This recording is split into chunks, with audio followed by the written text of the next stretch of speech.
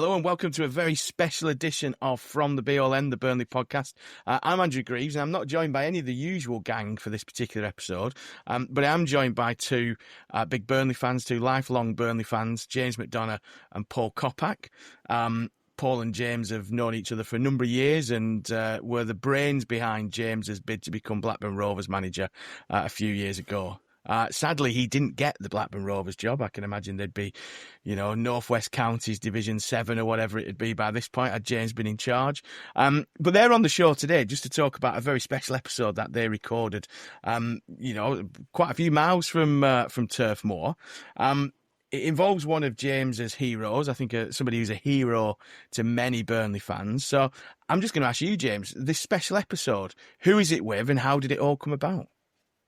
Well, it's with a very special guest, as you mentioned, a person that we've not heard from much in many years since he left Burnley. So I think there'll be a lot of intrigue around what he's got to say. But it's with Jimmy Mullen, who was manager. He presided over, I guess, a resurgence in our fortunes after many years in the doldrums. I think we had 7 or 8 years in the 4th division, and in his first season as manager, he obviously took us from those depths and up a couple of leagues again when he won promotion at Wembley. So a big part of our history and ultimately a big part of where we are today, I think.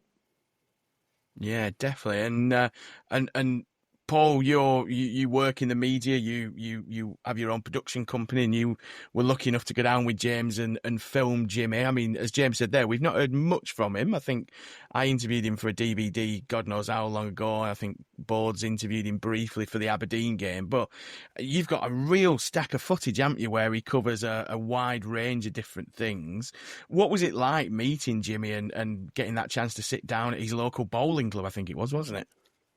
Yeah, it was down at Roos Bowls Club in Swansea, and I think there was a little bit of apprehension about what Jimmy would be like because, like you say, the fans and basically anyone who's associated with the club haven't really heard much from Jimmy since he left us in the mid-90s. So when James came to me and said, I've got this idea to do an interview with a former Burnley connection, and I was like, right, okay. I sort of rolled my eyes going, well, who's it going to be? You must dread him. You must dread him ringing up, trying to rope you into all kind of there's always some madcap idea that he's come up with, but when he said Jimmy Mullen, I just put everything down and said, right, we've got to do this.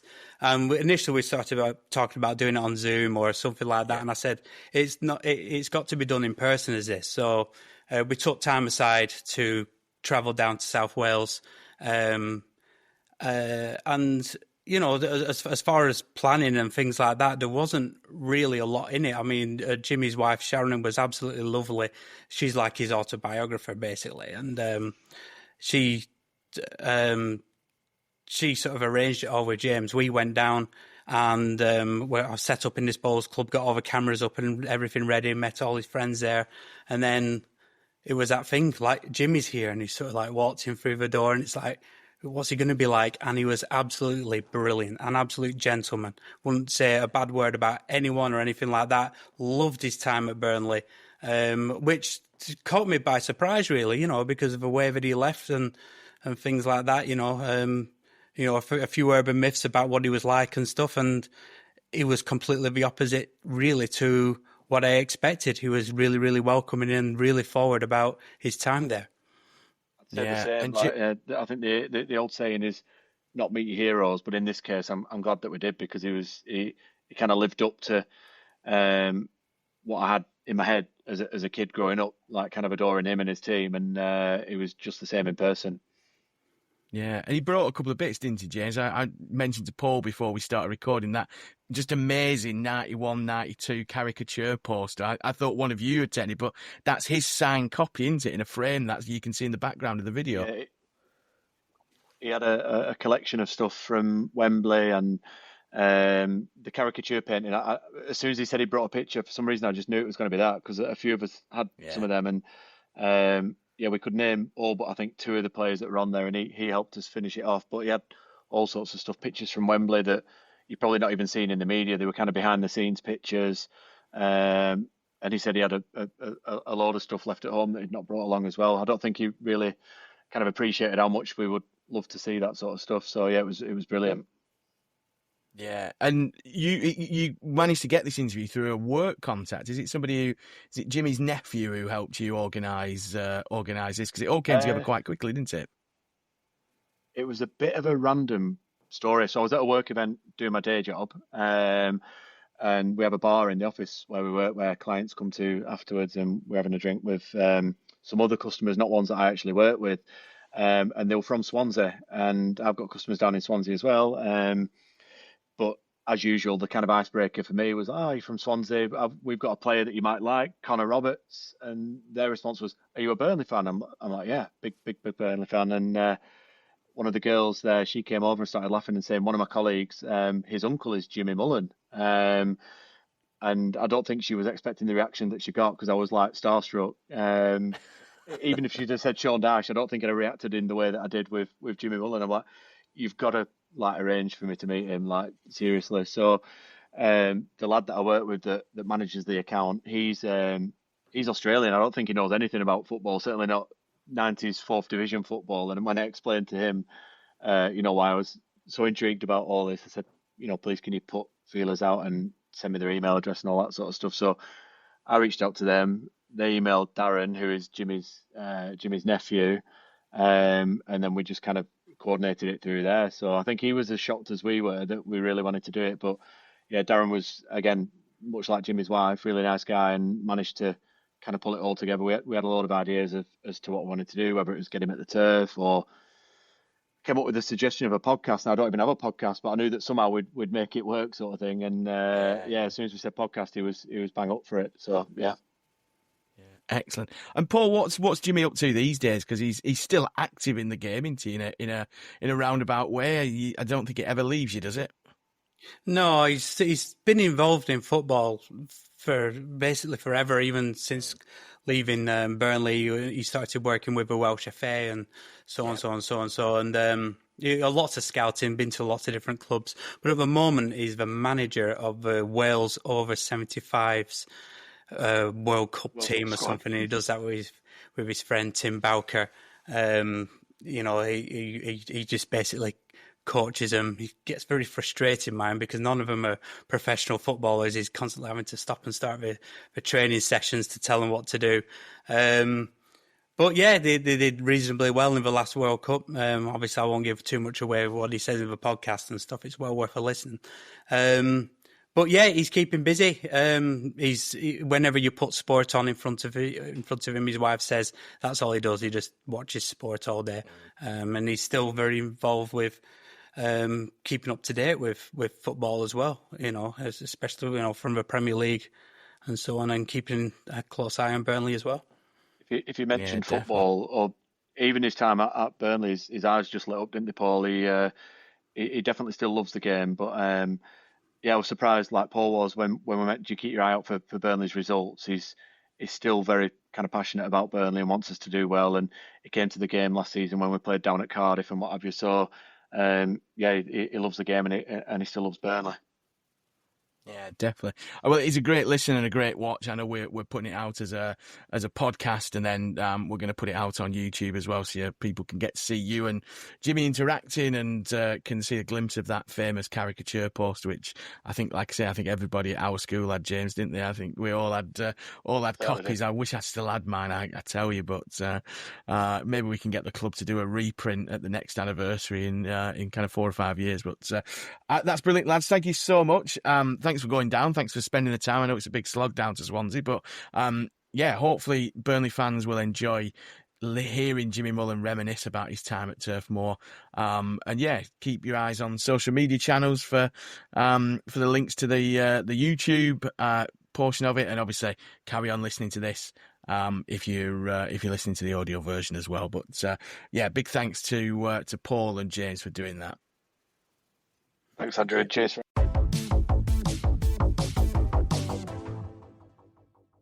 Well, pleasure to meet you, Jimmy. I'm really grateful that you've given us this opportunity to come down and meet with you. As we said earlier, you're a legend in Burnley. You're well respected still up there. People speak very highly of you, and it's always been a bit of a shame that we've never really had a chance to kind of hear from you years after in terms of, you know, like your thoughts and your memories from your time at Burnley and things like that. So I'm really grateful for you. Yeah, thank you. Having us down here. We'll get on to Burnley at a suitable point, but I think before we get on to that, it'd be interesting to know kind of your backstory in football, where you came from, kind of your journey that led up to arriving in Burnley in 91, 92. But yeah. Well, as a footballer, as a player, I came down from the northeast, Jarrow, to join Sheffield Wednesday, and I had 10 great years there. I enjoyed every minute of it. Then I joined my old friend Ian Porterfield at Rotherham. Again, enjoyed my time there. Then after that, I had a loan deal at Cardiff City. Came down on 3-month loan.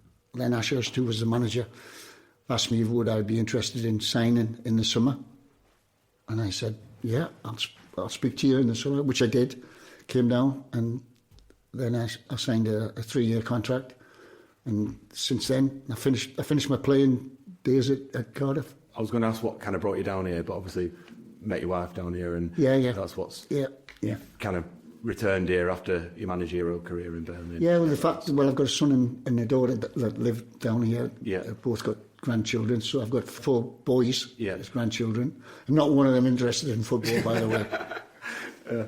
Not that you didn't manage to convert any of them into Burnley. No. One's a rugby player, I can say that. So down here in South Wales, rugby's not bad. It's not bad. Yeah, kind of on that journey. So you played for Wednesday. Would you have played under Jack Charlton at that point? And I guess, did you kind of learn anything from him that you later adapted into your own managerial career? Or well, the one thing I learned about Jack was he's straight talker, straightforward, didn't hold back. Is that a North East thing? Yeah, it must be. But he was. I remember one day coming down the corridor, and I was with Terry Curran, we'd just signed him from Southampton. Jack was coming down the corridor one way, and I was going down, and Jack just turned around and said, "Morning, Jim." I said, "Morning, Jack." And Terry said, "What about me, Dad?" He said, "You're no fucking good." He said, you didn't play on Saturday. Yeah. So he was only interested in the ones that you were only interested in the one that was playing. Yeah. Where did you play at Wednesday? Were you a defender or a midfielder? Defender, yeah. Defender. Yeah. I went to Sheffield Wednesday as a midfield player, but they asked me, it was a game that we were short, a youth team game, asked me to play centre back, which I did, and they thought that was going to be my best position. You worked your way backwards. So I went that way throughout my career, but many times where I was asked to play a fullback, left fullback, especially down at Cardiff. I spent a lot of time playing as a left back. I didn't enjoy it as much as what I did as a centre back, but as long as you got in the 11 on Jack's right side. Absolutely, yeah. What sort of, I was always interested to understand what type of player he was. I was reading last night on Sheffield Wednesday Forum, funnily enough, and they were saying the best description they could give you was a very wholehearted, committed player. Is that? Yeah, I mean, every game was something which I gave everything. Whether it was a good game, whether it was a bad game, or it was a medium game, or whatever it was, I went with the intention of giving my best every game. And that's one of the things which, I look at players these days when I watch football matches. I look and I think to myself, does he really want to give it? And that hurts a little bit. Yeah. But I was limited. Yeah. I was limited, but I knew what my strengths were. I was when it needed to be physical, I was physical. When I needed a simple touch of the ball, I could do all of that. I learned that very quickly. And is that something that you try to instill in your teams, like as a? In modern day football now, to sit down with somebody who's come from abroad, a style of football that they've been used to, try to get him to adapt to the way you want to play, it must be difficult. It must be difficult, So from that point of view, I look back and I think to myself, God, in my time, it was pretty straightforward. If you were a defender, you were a defender. If you were a striker, score goals. And it was 4-4-2, and that was it. And that was it. Yeah. Back on your time as a player, so if I recall correctly, you had a number of promotions. My last season, which was my testimonial season at Sheffield Wednesday, we got promoted, and I was the club captain. Mm-hmm. And that summer, after getting promotion, that's when I went to Rotherham, and then my first year as captain there, we got promoted. The following year, that's when I came down to Cardiff, and there I was captain of Cardiff, promoted as well at the same time. 3 promotions out of the same league. Yeah. Do you ever go back to any of these clubs? Do you go back to Sheffield Wednesday? Have you been back there? And I've been back a couple of times. Yeah, I've been Roger Wilde, who's one of the players I still keep in touch with. He's asked me to pop up on a couple of occasions and being introduced to the crowd before the game, and half time and that. So I've done that a couple of times at Sheffield Wednesday. I've only been back to Rotherham once. That was a get together for the team that got that promoted that year. It was a great weekend to meet all the lads again. But Cardiff City now, I don't miss a game.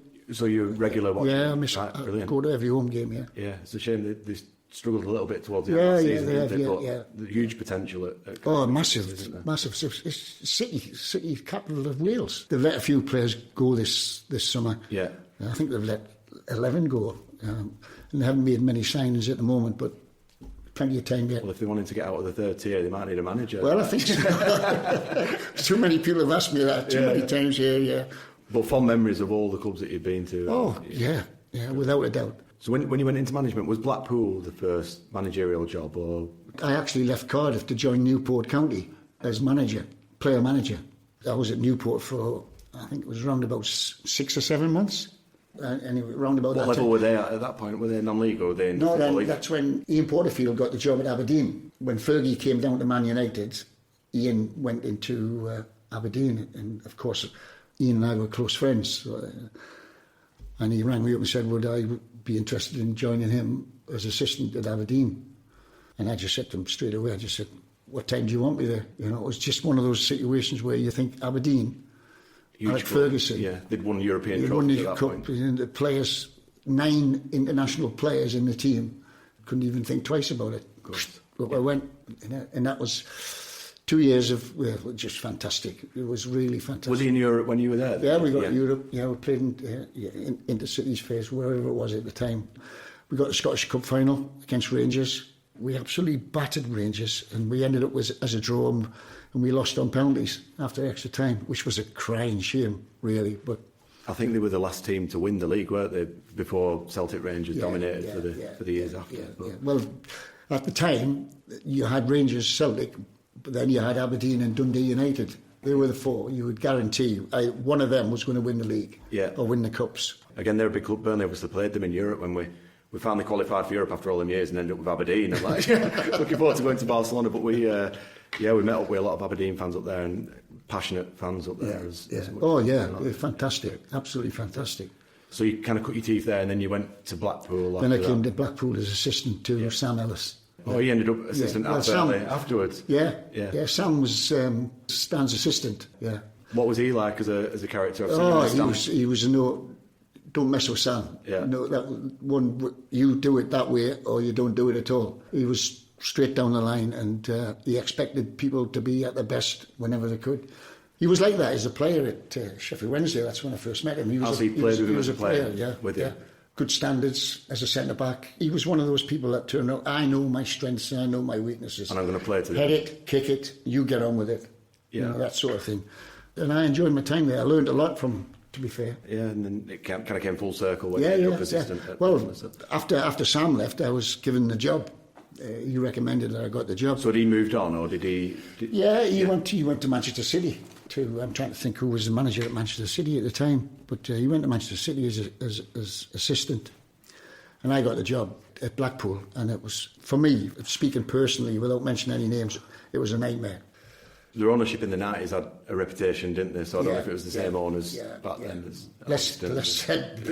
Sort of thing. It wasn't a good time. It wasn't a good time. Listen, Actually, when I lost my job at Blackpool, Len Ashurst rang me up to ask me to come to Cardiff and take as a development coach for the young lads, because he was lacking in members of staff. So I came down back to Cardiff. I think I did 3-4 months, something like that. Took over the development of the youth team, and then I got a phone call from Frank Casper to would I be interested in being his assistant at Burnley. Did that come out of the blue, sort of thing? Or well, him and Sam were talking. He had asked Sam, could you recommend somebody you could speak to about being the assistant manager at Burnley? And Sam said, Jimmy Mullen, go and get him. So I went up and I met Frank and the chairman on a Saturday morning. I spoke to the chairman quietly on his own. He asked me certain questions, which Frank I answered. Teasdale, yeah. After about 2 hours, he said to Frank, tell him he's got a job. So that was it. So I was Frank's assistant. So I loved it. It was brilliant. I mean, Frank had a style of play which I thought was great for the division that they were in. Mm-hmm.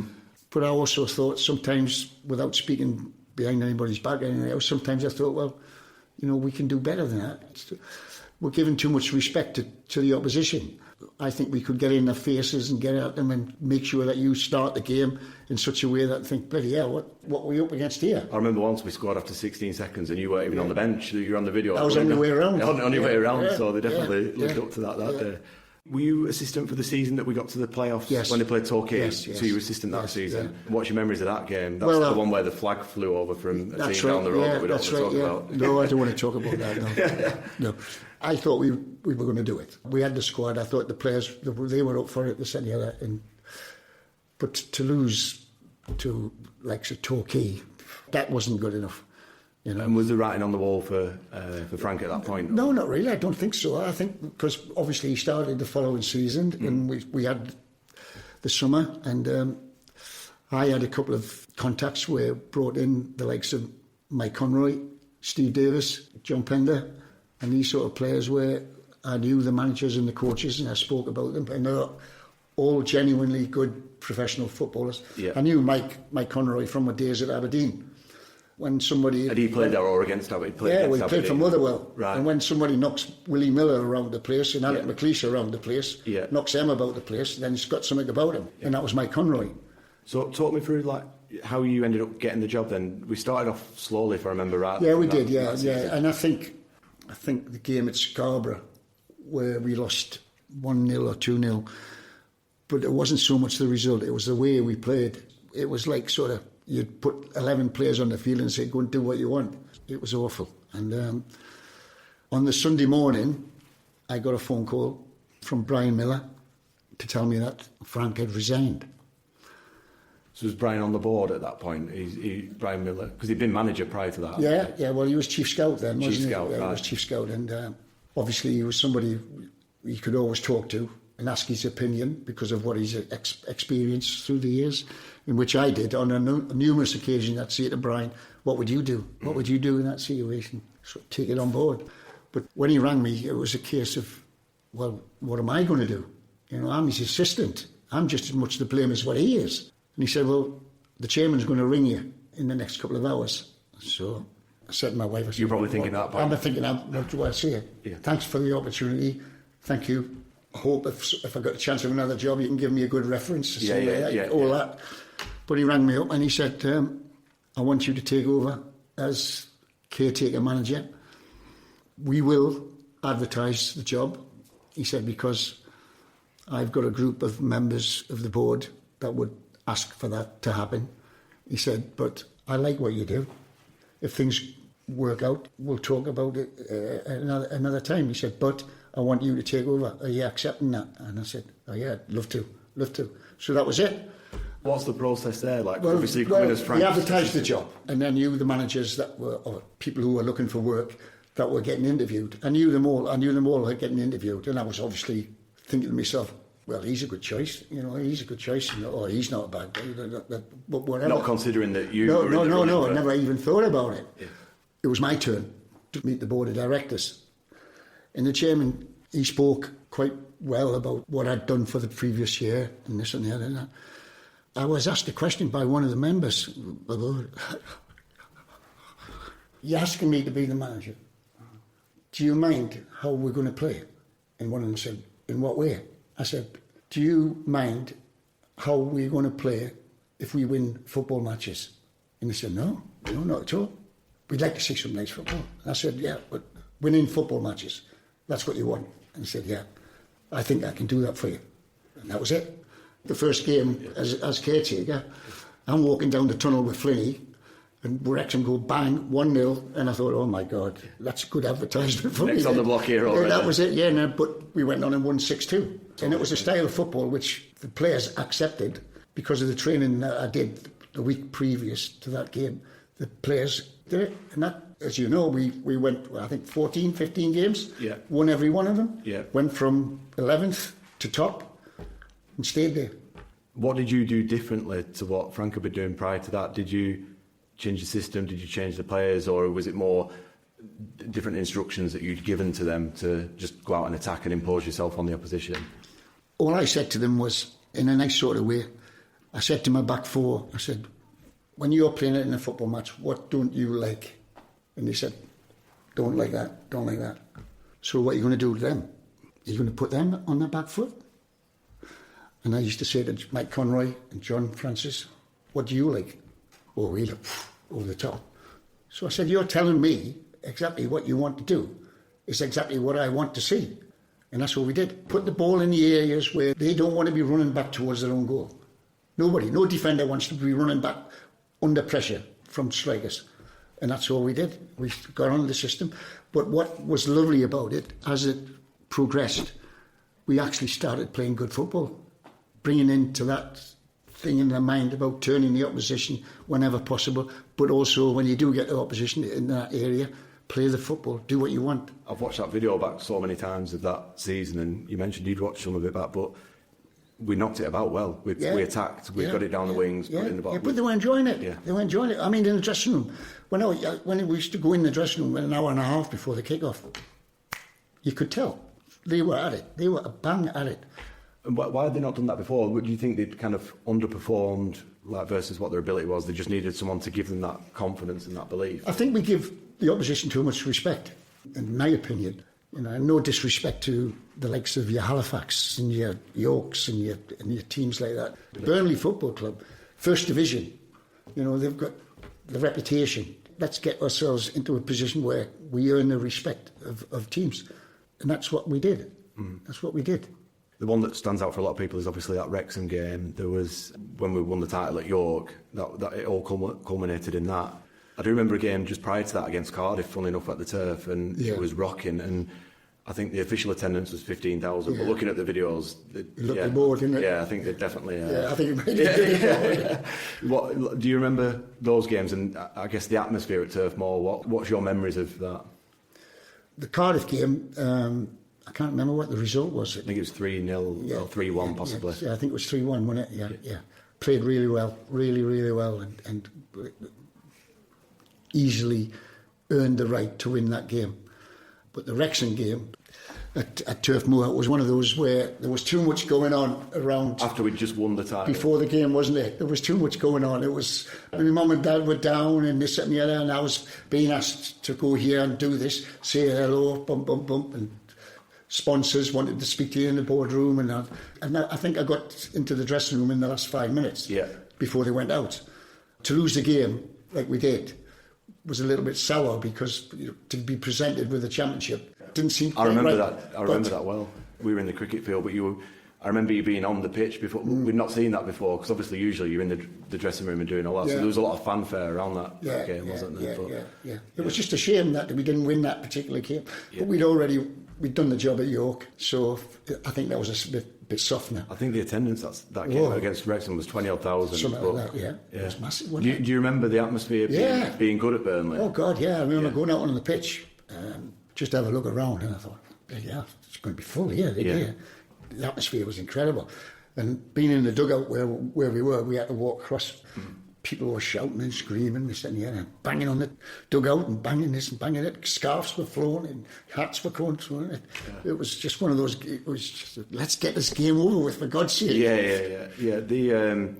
It will have been that season that we played Derby or round about then in the cup. Yeah. What are your memories of that? Because that is a game that sticks out in Burnley fans' memory as well. Like, I think it got abandoned due to fog, didn't it? But we had thousands of Burnley fans there just singing Jimmy Mullen's Claret and Blarney. I know, that was the first time I heard that. I couldn't believe it. Yeah. Whether it was a new thing in football or not, I don't know. But when they started singing that, I thought, throw it. Like shivers, give me shivers. So, You had a good connection with the fans all your time. Yeah, great.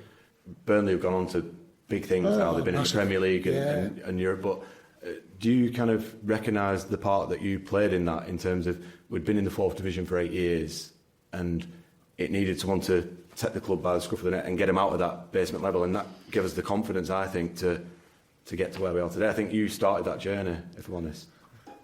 If I'd have got that little bit of something to do with what they've done now, I'd be happy. No, I think you certainly did, definitely. Definitely started the journey. If you speak to Burnley fans of kind of our generation and before. Even my dad, I speak to my dad, and when was your favourite time being a Burnley fan? And he'd gone on in the 60s and 70s and all that, and so many people say Jimmy Mullen. A lot of people do. So yeah, definitely held in. It's nice. It's nice to know. Nice to know. That season, they went on a tour of Russia. Do you remember much about that trip? That was a trip and a half. I can tell you that now. I remember getting on a plane. We landed in Moscow airport, and we were told that we had a flight out into the wilds, further southeast. But it was on the border of Yugoslavia or something like that. It was in the mountains. Yeah. It was actually in the Olympic camp that the Russian athletes and swimmers and boxers and everything were there before the Los Angeles. Okay. LA Olympics. 80. Well, yeah. They were all there. So we were in this camp. It was 96. Who did they play in? Where was the Olympics then? Atlanta Olympics or something like that. Yeah. And we were on the flight over from Moscow to this so-called airport in the hills. Somebody was complaining. Some of the lads was complaining about this racket in front of them on the flight. So this air hostess spoke a bit of English. She said, "Show me like that." So you come and show it, and it was flapping. There was a gap in the plane. No. I was like that, and it was flapping like this, and you could see right through it down under the ground. Oh, no. And this, it'll be all right. We're not far away now. So, could see the whole down on the ground. Yeah. Were there any players who'd like to push out a bit?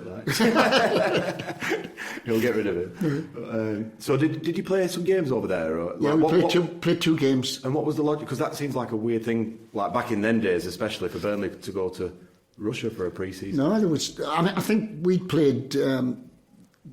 What's that famous name? Moscow Dynamo. Yeah, we played them at Turf Moor, didn't we? Ah, right, okay. Yeah, I think we did. So it was like a reciprocal thing. They said, "Why don't you come over to Russia?" But we thought we were going to be based in and around Moscow, but not out in this camp that was up in the mountains. Yeah. We were everywhere. Didn't think you were ever going to come back. Oh God, yeah, it was incredible. Yeah. But we played two games and we won two games. And then we played Ajax, which was a massive thing for, like, as a kid, I remember distinct, like, wow, we're playing Ajax, because they were huge then. Yeah, we got a football lesson that night. Yeah. But I don't think we got beat by too many, did we? No, but the way they played, the way they went about things. How did that come about? How did Burnley end up playing Ajax? I can't remember, to be honest with you. Yeah. But the mere fact we were going to play at Ajax was just something which... A lot of people went to that game as well. One of the top teams in Europe, one of the top teams in the world. You won't get many opportunities to play in that system. They had Van der Sar in goal, in a big bright pink. Yeah, it was great atmosphere again at the stadium. You know, it was one of those games where you think back and you think, yeah, we played them. Yeah, how did Burnley, both division champions, play Ajax sort of thing. One game that I remember distinctly from round about that era, I think we'd been promoted at this point, was when we played Sheffield United in the Cup away, and we went 2-0 up. I think AD scored 2 goals and then got sent off. Cold night in January. What, do you have any memories of that particular game? A little bit. It was a bit of... They were Premier League at that point, weren't they? Yeah, they were in the Premier League, And we gave a good show at Bramall Lane. I thought we did really, really well. And, hold your hands up and, we did the best we could on that particular day. Yeah. But to come back to Turf Moor for the replay, I thought we had a chance. But it just didn't work out that particular day. They were strong. Yeah, they were strong. Didn't they? Brighton Dean, I think. They were a different team to what they were at their place. We'd caught them off guard at their place, I think. Yeah, we did. Yeah. And then when they came to us, I think they were a little bit more aware of what we could do. And to be fair to Mr. Bassett, he got them pumped up for that. Yeah. There were thousands at that away leg. I went as a little lad in balloons and all that, and we got moved into the stand behind the net at Sheffield because there were that many Burnley fans. And that was the thing in them days. We just seemed to take thousands to every game, sort of thing. But we were back on the road then, weren't we? So once we got promoted into what's now League One, so was it Division 2 then, because they changed it because it was the first year of the Premier League, weren't it? So I think we kind of had a decent season the first year. I think we finished 6th or 7th. Yeah. I think it was. Yeah, it was a decent season. New league, finding your feet. But we weren't out of our depth, were we? The players certainly. Yeah, we brought in a couple of new faces as well, obviously, and a couple of people went somewhere, wherever they went. It was a learning point because we knew then what this division was all about, and then the second season we were ready for it. Did you have confidence? What were the expectations from the board? Did they want us to get, it sounds like a silly question, but did they want and expect us to get promoted again, or were they kind of happy that we'd got out of the 4th division and we were finally at our level? Or well, I would think a bit of both. Yeah, a bit of both. I think once we got promoted, make sure that you stay in that level for one particular season, whatever that would be, the first season, or you'd be pushing to get either the playoffs or automatic promotion. Yeah, that comes into it. But we finished, I think it was 7th, I think it was, like that, which was, for me, it was a good start. It gave us a good idea of what that division was going to be like. Mm-hmm. And of course, in the summer months, obviously, we juggled a little bit with the team to bring in 1 or 2 people that might make us a little bit better. The season after that was, we got to do it. Yeah, we've got to do it. We played, I think it was Rotherham on a Tuesday night, and for whatever reason I didn't go to that game, probably a school night or whatever, but my dad came back and said, we've just signed this keeper that is next level, and it was Mullen Beresford, and he said he was absolutely brilliant. What did you know about Mullen? Where did that come from? And was he like a big part of the promotion winning team? Mullen was one of those goalkeepers that he was on the verge of being a regular at Sheffield Wednesday, but wasn't quite. The ex-manager of Sheffield, who was manager of Leeds, Howard Wilkinson, thought he was a top goalkeeper, but he wanted him to go to Leeds as cover. And I met up with him, and I said to him, I said, listen, I know what's happening with Leeds. I know that you know everything about Howard, and I know that that club is a massive club, and it would be part and parcel, but are you going to be a regular? He said, well, he's not. Well, I said, well, no. You come to me, you come to Burnley, you're my number 1. No doubt, number 1 choice. You then can make your own reputation by the way you perform. It went on for about 4 or 5 weeks, something like that, and then I kept saying, and he kept coming up with this, can you do it? I said, no, I've told you what it is. That is the deal. Come and do it. Yeah. And I think whether Howard had said to him one way or another, no, you won't be my regular goalkeeper, but you will be part of the first team squad. And I think that changed his mind. And he said to me, I want to come to Burnley. And what a goalkeeper! He was brilliant for Burnley. Oh, fantastic! Especially on penalties, he seemed to have fantastic. He knew. Record. He was so confident in himself of what he was as a goalkeeper. If he made a mistake, he didn't have to be told. He'd sit in the corner for half an hour and threaten, himself. He was one of those keepers that he knew. But so we'd signed players of that calibre, and that helped push us on, didn't it? Yeah. And then we got Plymouth. It was a bit of a weird season because we were really good at home, and I think we had some mixed results away, didn't we? But we sneaked into the playoffs. Well, when we played at home in the first leg, the 0-0 draw, wasn't it? It was a 0-0, and it was one of those where Peter Shilton and I can't remember his name of the lad from Derby, his assistant, they were jumping in joy, this and the other, because they thought they'd got us down there. I just said to the lads, right, okay, we've got another game, we've got another chance, we're going to do it. We went down on the Monday and stayed overnight. We had a training session on the Tuesday. And I'm thinking, what are we going to say? What am I going to say to these lads now? We're ready for the game. And I kept thinking all afternoon, well, they were having a kip and all this. So we gets on the bus and we gets to the ground. The chairman said to me, he said, pop up to the boardroom. I said, Chairman, I just want to keep with the players. And he said, no, come up to the boardroom, meet them. So I went into the boardroom and I met the chairman of Plymouth, shook hands. And as I shook hands with him, this guy come up. Mr. Chairman, good news. We've got all the buses booked for the trip to Wembley. Yeah, I've heard. So I said, Chairman, I'm going. So I couldn't wait to get in the dressing room. I said, listen, lads, all the buses have been booked for them at Wembley. Yeah. What are you going to do about it? He's just done your team talk. I didn't say any more. Their chairman went, oh. Yeah. And we battered them. Yeah. I think they went 1-0 up, didn't they? Yeah, they went 1-0 up, and we came back and we 2 great goals. Francis was like... I'll never forget, he ran right in front of the dugout. I think it was either Conroy that played him in, whatever, but he ran right in front of it, and I shouted, go on, John, all the way. And he went like that, and then he just suddenly went inside and... Yeah. Could he have performed at a higher level, do you think, John Francis? Yeah. I mean, the one thing he got was pace, lightning quick.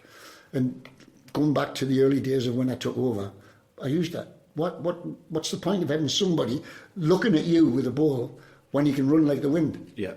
get it in behind him. He was strong as well. Yeah, powerful.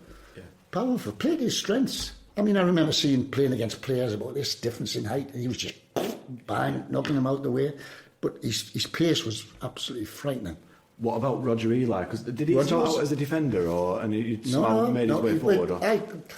At times, I was lucky because, again, he was a striker that could play wide, like John. Mm-hmm. John could do the same. He could play up front, or he could play wide. Sometimes he was in the team, sometimes he wasn't. But he was one of those, he never moaned, never said nothing. As far as he was concerned, if he was picked, he was picked. If he wasn't, he wasn't. You've got him either side. Conroy. Yeah, Conroy was an automatic one, obviously, because big, strong centre forward, knocking the centre halves around, get the ball to drop, for them two to pick up the pieces. And it was clinical for Burnley that season. It worked. Eddie Randall, we've heard so many times that he could have played at the very, very top. He was a class player. Yeah. Really, really was a class player. It was. I don't know about Eddie. It was whether he was in the mood or whether he was in the right frame of mind. I used to have to sit down with him on a Friday when all the other lads were having food and things like that. I used to sit down and say, right, we've got so-and-so tomorrow. What's your thoughts? You know, I'd let him speak to me, tell me what. To try and work out what mood he's in. Yeah. And I knew then whether he was going to play or whether he wasn't going to play. And he was like that. But when he played, he was a quality. I'd sit there and think, how the hell's he done that? How's he seen that? But he had that ability. He was fantastic. So why was he? He was a great lad. He was a great lad and all. Why was he at our level? I think he was a loner. He wasn't one that mixed with the lads to say, well, you know, we're going out tonight. We're going for a beer or something like that. Nothing like. He was one of those that just wanted to be in his digs. Yeah. Until he had got a house and just to be on his own. That's the way he was. We used to see him knocking around, and it's a different era now, but he lived near us. They all lived. That's right, he was just on the corner, He was a dream of a lad. Yeah, good, fantastic footballer. I was amazed when I got him from Aldershot, but he had all the ability that you would have wanted for a midfield player. Yeah. Graham Lancashire, he came through as a young kid and banged that hat-trick at Wrexham. Yeah.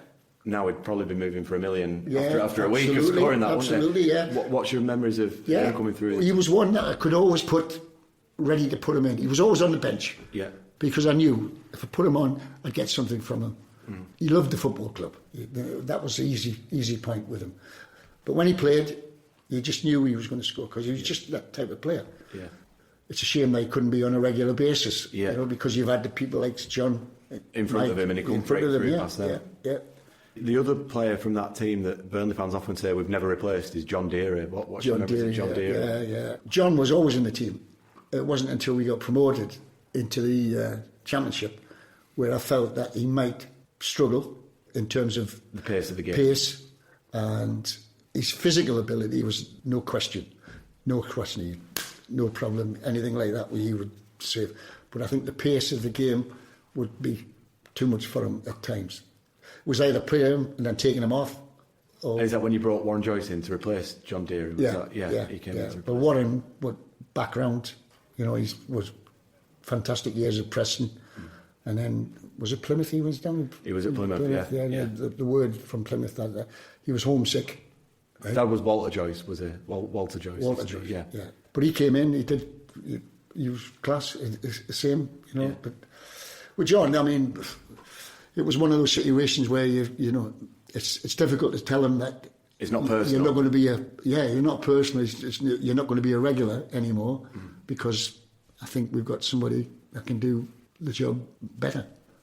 And then that's always been a difficult thing for when you especially when that team that came out of the 4th division, you would love to them all have gone away for that summer and come back 5 years younger. Yeah, absolutely. Then you wouldn't have a problem, would you? Yeah, but that's the challenge when you've gone up. You then got to deliver that message to them and players. Unfortunately, that comes to the stage where you've got to make decisions. Yeah, and that's management, I guess. So working his way back towards the back of the team. So Davis and Pender were the centre halves then, and Davis had a reputation for a player that could definitely go all the way to the top, and obviously we lost him to Luton, which seemed like a weird move. Like I felt that he could have gone to a bigger club. Yeah, well, I was amazed because he'd made his mind up that he was going to go to Luton, and I said to him, you know, there's going to be clubs other than Luton. It's going to take notice of you.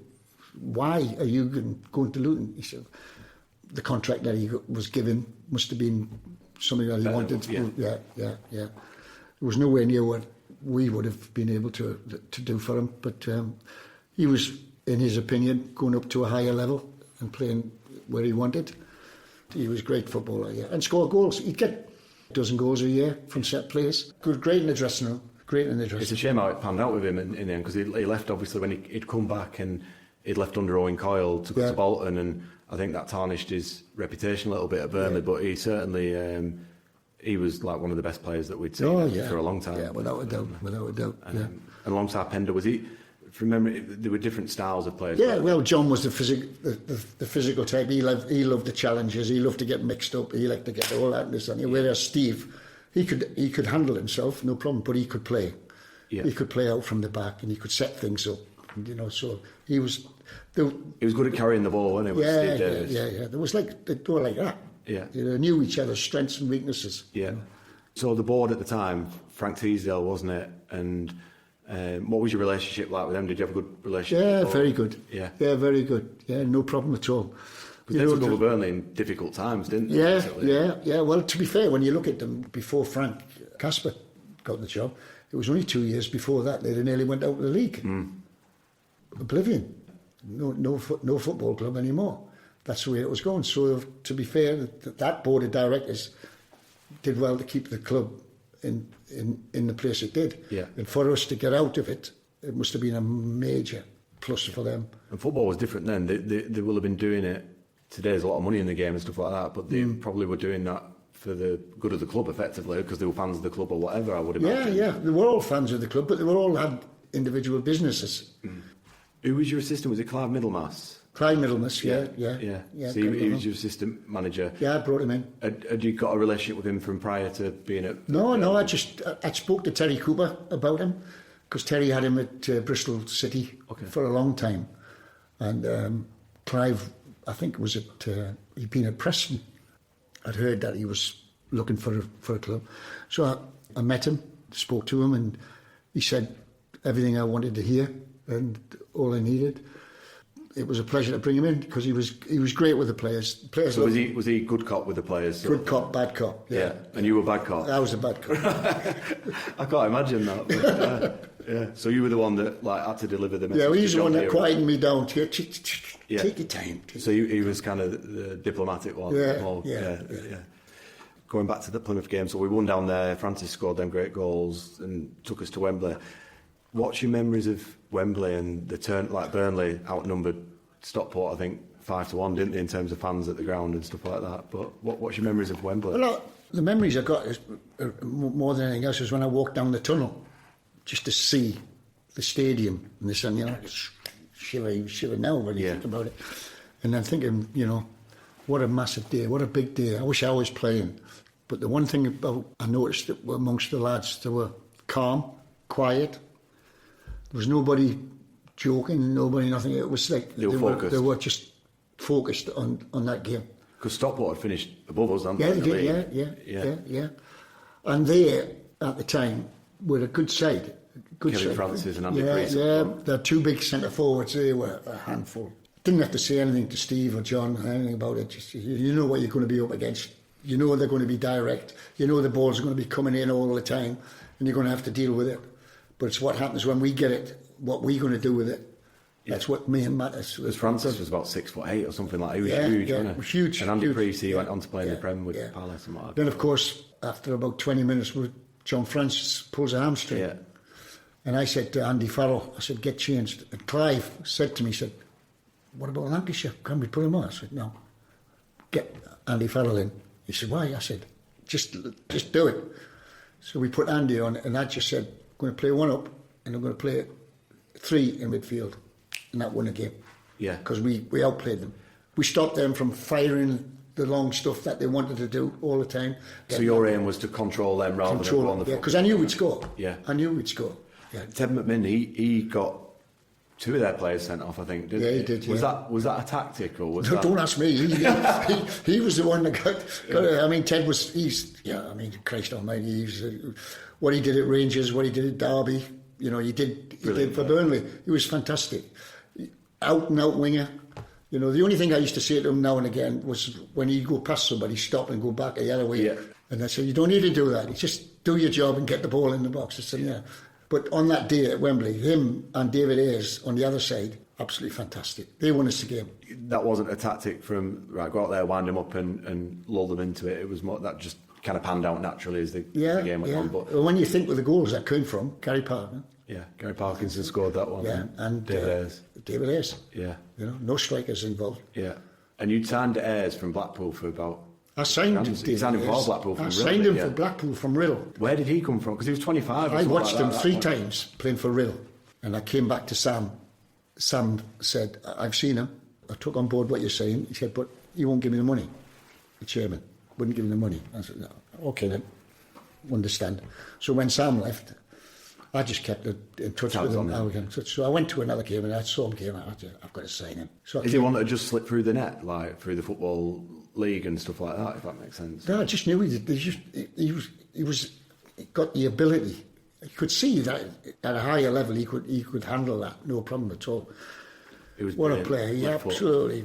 Once he got that ball on his leg, and he played for a long time, didn't he? He played till he was about 40, I think. Yeah. I met up with him funnily enough, I met up with him at Clyde Middlema's funeral last year. He's just the same guy, same bouncy fella, loved about it. And he always keeps saying to me, you're the one that set me up, you're the one. I said, no, I give the opportunity, you're the one that... You did it yourself. You're the one that did it, all that. No, he was brilliant for Burnley, one of my favourite players. He was fantastic.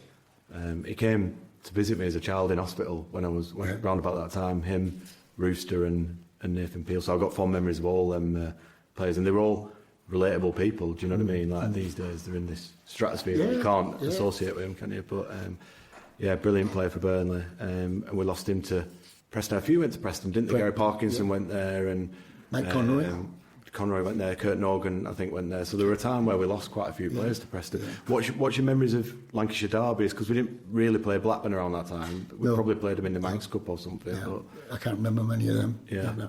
Preston was probably one, as local derbies would be, bouncing, loud. No, the games themselves nearly always crash bang wallop. Never. Whoever came out the best on 20 to 5, quarter to 5, whatever it was, you've earned your right to win the game.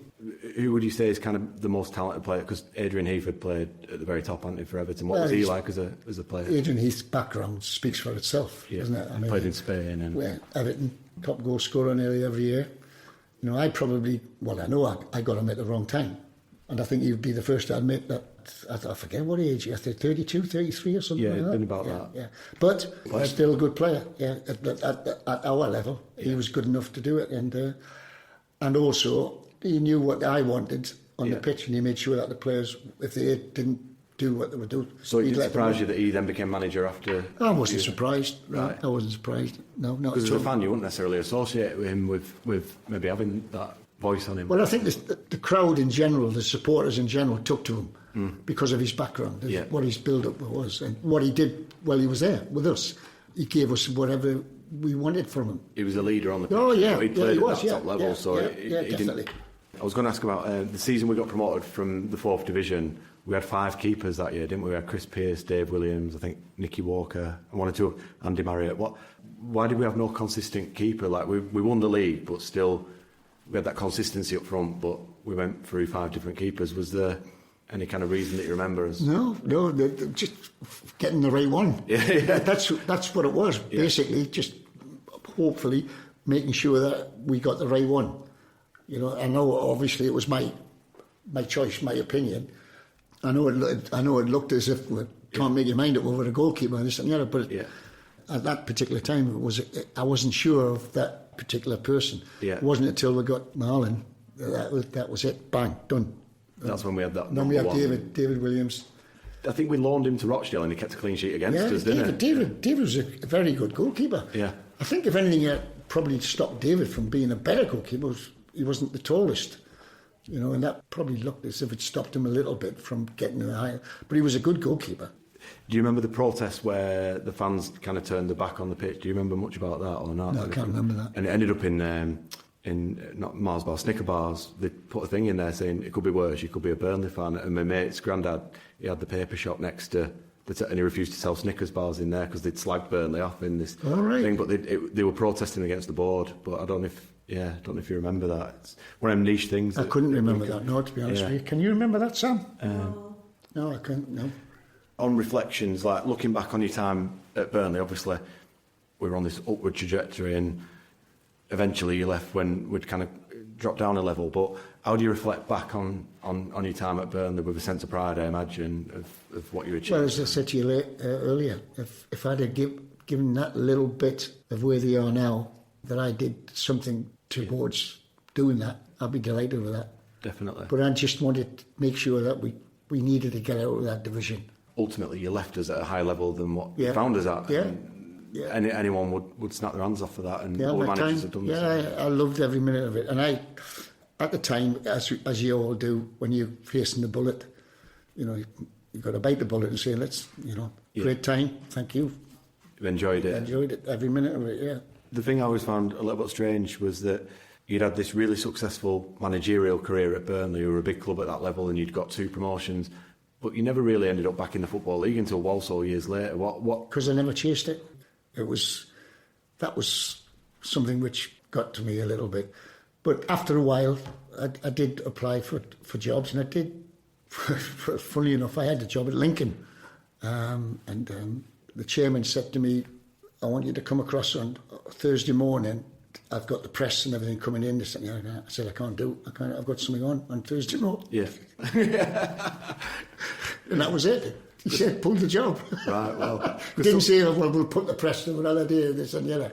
That was it. I was going down to the FA to defend a player. Yeah, for Telford United. Jake King, ex-player, for when he was at Cardiff with me.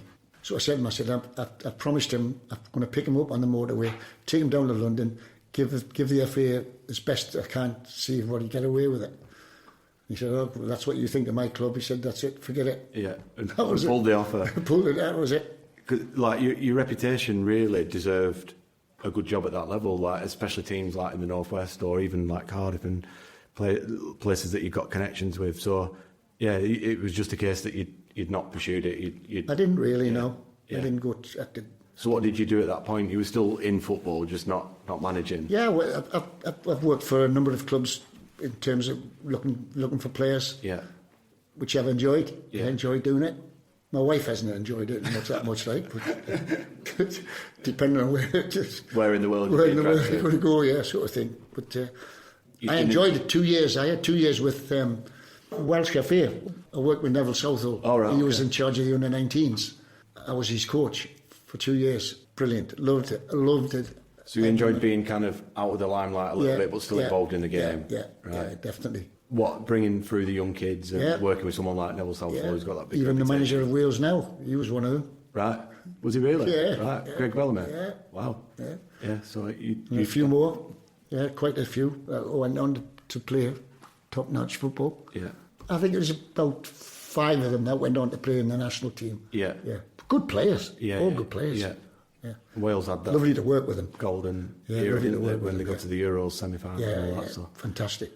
How did the Walsall job come? Because you ended up at Walsall eventually, didn't you? I did. Yeah. Did you decide, right, I've got the bug for it again? Or Yeah, I did. Yeah, I went as assistant to Richard Money. We got promoted that year. I did enjoy that, being number 2 again, because I was mixing with the players all the time and giving them a G-up. You were the good cop now. Yeah, I enjoyed that. I really did. The reason why I left was because the club were going to sell 2 of the best players. Richard didn't like it, the fact because he said that we've got promoted. Now I've got to look for a centre half, and now I've got to look for a goalkeeper or whatever it was. I'm not going to do it. He said I had enough of that, getting this club out of the division that we did. So he walked away. So the club asked me if I would take over. For the want of a better word, I didn't feel right to take over the way I did. Stepping into his shoes. Yeah. Did it feel different when you'd done it with Frank Casper then, or? That was probably different because it was the first time I'd done it. You were younger, and whereas this time around, I didn't feel right. I didn't feel right about it, and the club was it was run by a chairman who didn't care about anybody else. His word mattered. So It didn't surprise me when I was sacked. It didn't surprise me at all. I feel like you did reasonably well there to start. Did all right. Yeah, I did all right. I think it's because they had somebody in mind that they thought could do a better job. So what have you done since then? You're involved in all sorts of different stuff Again, outside of football. clubs have rang me up to go and watch scouting and things like that, which I've done. But I don't miss a game at Cardiff now. Yeah. Home games, moaning, groan all the time. Yeah. What do you do differently? Yeah. The one night that sticks in a lot of Burnley fans' minds is the night at York, where they'd gone there in the thousands and gone home as champions. What are your recollections of like family and friends and of the York game? The whole around the York game. Well, the one thing about was the journey over. It looked as if half of Burnley was travelling to York. The traffic, that was claret and blue scarves flying around the place, hats and bonnets, and of course I knew my dad was coming down for the game because it wasn't far away from the northeast to come down. In the dressing room when we got there, I got a knock on the door, and a guy said, "It's Mr. Mullen." He said, "There's a gentleman over here saying he's your father." He said, "But he hasn't got a ticket." I said, he has got a ticket because I put his name on the envelope. So anyway, I took him out, got that sorted out, and I just looked at the crowds and I thought, God, I can't believe this is York, York City, everywhere was claret and blue, everything was claret and blue. So anyway, when we go down the tunnel, we had to have the police wait to get the crowd from one side of this, where they should be, to the other side, just for Burnley. Because there were that many there. There was that many there. They had to get them from one side to the other side. Yeah. And there was a gentleman stuck in front of the dugout when we were waiting. And he's got a little boy in his arms. And this little boy was crying. So I said to the chap, I said, give him me here. Give him. I took him off and I put him down in the dugout and he sat. And he sat there and watched the game right throughout. The whole start to finish. Wow. And then it was till quiet, when it went very quiet. And sitting there. And his dad appeared. Like he said, I said, there you are. Yeah. I said, thank you very much. He so his dad was behind the net where it was all carnage. Yeah. That'd never happen now, would it? But he did. I think he did get in touch. He did to thank you for. I've never had a chance to say thank you. Oh, said, wow. But he was absolutely gobsmacked throughout. Yeah. Me jumping up and down like a maniac, and crash band wall up and all that, and he just sat there frightened to death. Yeah. Even more than anything else. Didn't even know. I don't think he enjoyed the game. His dad just dragged him along. But, yeah, it was good. The atmosphere was just something else. I remember I was a little boy myself, but I just remember the noise and the celebrations when Francis scores that goal. Yeah. I didn't realise until recently how late that was. It was literally like last kick of the game sort of thing. But 2/3 of the ground at least must have been better. Oh yeah, that's what I'm saying. The police had said to York they didn't realise what was going to coming from Burnley. They were expecting 2,000 or 3,000 this and the other, but I think it was about 7,000. Yeah, 7,000 or something like that. Wasn't it? More. There must be. There were several other games like Carlisle and others where we just took over the entire ground. And I'm trying to think whether they put the game back quarter of an hour or something like that. I think it did get delayed, yeah, because we were in the queue. What the police had said was the end that was meant for the away supporters wasn't big enough. But there was a gap on the other side of the field, which they said they're going to have to put a barrier between the home supporters and the away supporters. But we've got to get them over there. So the overfill from there, until they were happy that they were enough there, they had to go across the pitch and get on the other side. So really, in a way, we had three sides of the ground with supporters. If you watch the footage back, when Burnley score, you see the whole ground. Yeah, the whole ground lifts up. So, Francis's goal was literally... Because, again, we went 1-0 down in that game, didn't we? Did, and then we pulled one back, I think, late in the first half, and then, last and it was again, I see John, Mike Conroy running down past the... he cut the ball back, didn't he? And he pulled it back. And I saw John just waiting for it. Yeah. Get it in there. If you could bottle that. That was brilliant, that feeling. Some of the young players that came through at the time, round about when you were there, would have been John Mullen. Local lad. Yeah. He went on to good things as well, didn't he? Yeah, he went to Sunderland. He scored against Schmeichel for Sunderland. That's right, yeah. Just watching him develop was good, just a matter of time before he got in the first team. Yeah, and then getting a big move. And then the big move came in, And I probably at the time when Burnley couldn't turn down the finances that you get from a transfer like that. Could you see when you were coming through that this guy? Oh yeah, definitely. Lancashire was another one. You know, and as it happened, they were both strikers. To get 2 strikers like that coming up through the ranks, it's a gem. Yeah. And did we have a good youth set up at that? Yeah, point? very good. Yeah, very good. Yeah, very good. Burnley Football Club were never really one that was in the transfer market. They were producing players. They were producing, and a lot came from the North East. From the North East. Yeah, the scouting system in the North East was second to none. Yeah, very much so. Very much so. Yeah.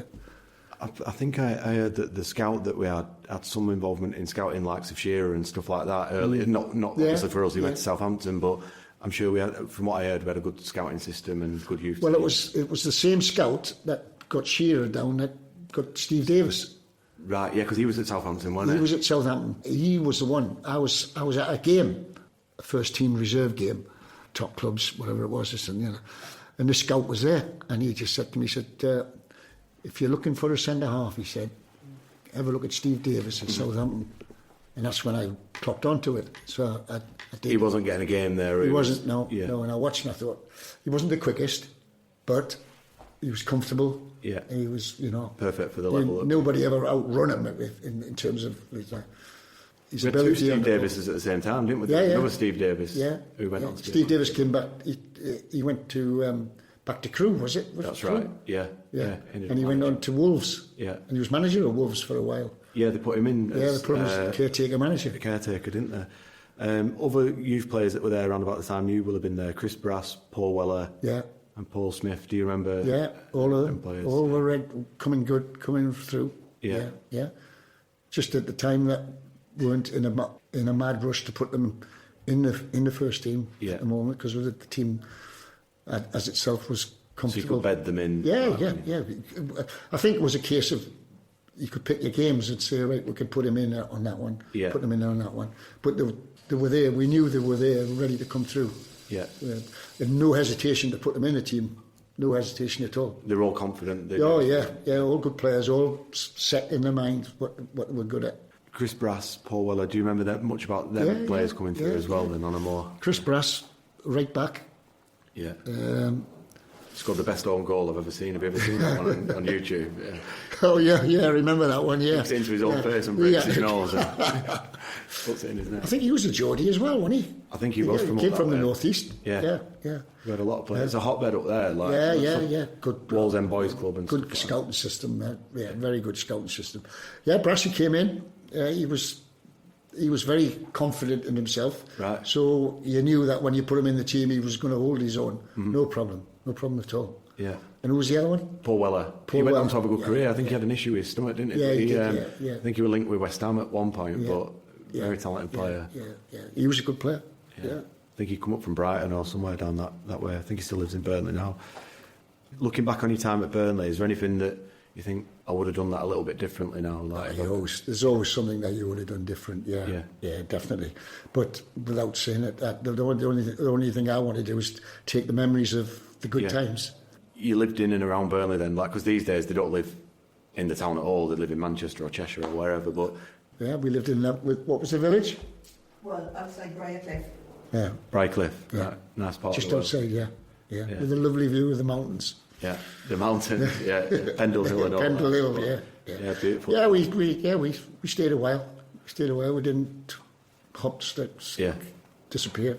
But you'd be in and around the town, you'd eat and drink and everything else. We didn't.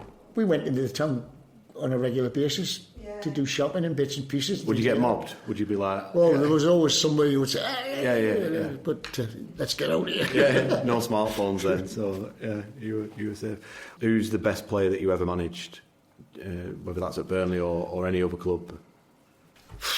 Do you know, that's a question which I couldn't really say that definitely that one. There were so many good players. The on-field, the personality. So many good players and so many players with attitudes for this or for that, and this and the other.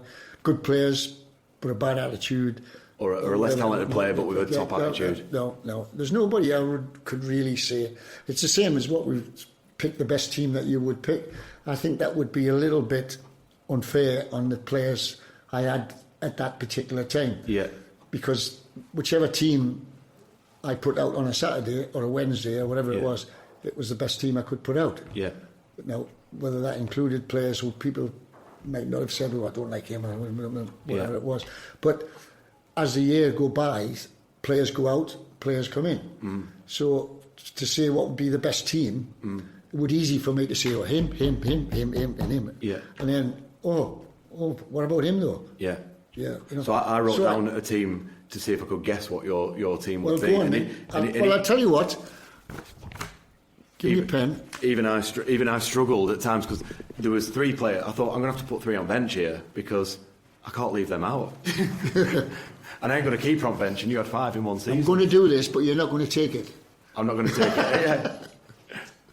So you read them out, Jimmy, and I'll tell you who I've got. Parkinson. Yeah. Davis. Yeah. Pender. Yeah. Vinicum. Yeah. McMinn. Yeah. Joyce. Yeah. Hoyland. I didn't have Hoyland. Ayres. Yeah, got Ayres. Heath. Yeah. Conroy. Did you have to throw Hoyland in there? I had the exact same team, but I had John Deere instead of Jamie Hoyland. That's what I was going to put. Yeah, he crossed him out. But he was at the next level. John Deere, I was going to put John Deere.